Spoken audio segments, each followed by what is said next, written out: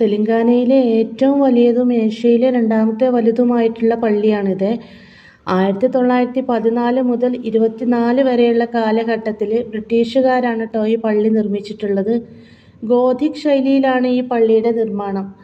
അതുപോലെ തന്നെ ഒരു സമയത്ത് 5000-ലധികം ആളുകളെ ഉൾക്കൊള്ളാൻ സാധിക്കുന്ന അകത്തളമാണ് കേട്ടോ ഈ പള്ളിക്കുള്ളത്.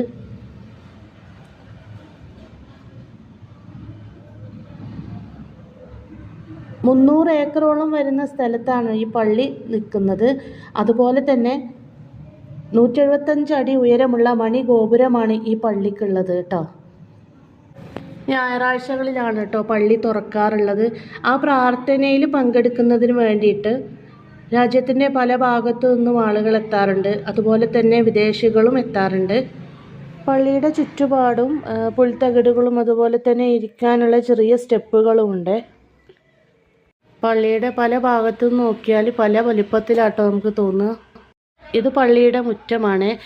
പള്ളിയുടെ മുറ്റവും അതുപോലെ തന്നെ പള്ളിയും അതിൻ്റെ ചുറ്റുപാടുള്ള സ്ഥലങ്ങളും ഒക്കെ ഗോൾഡൻ കളർ ലൈറ്റുകൾ കൊണ്ട് അതിമനോഹരമായി അലങ്കരിച്ച് വെച്ചിട്ടുണ്ട്.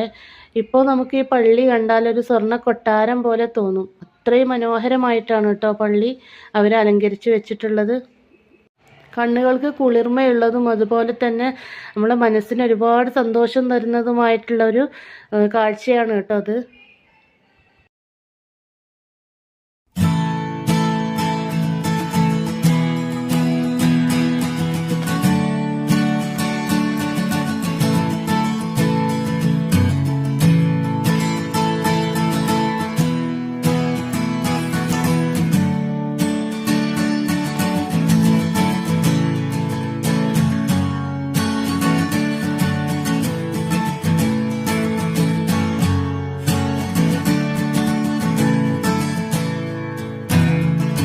നിങ്ങൾക്ക് എൻ്റെ വീഡിയോ ഇഷ്ടപ്പെട്ടു എന്നുണ്ടെങ്കിൽ ഒന്ന് സബ്സ്ക്രൈബ് ചെയ്യണേ.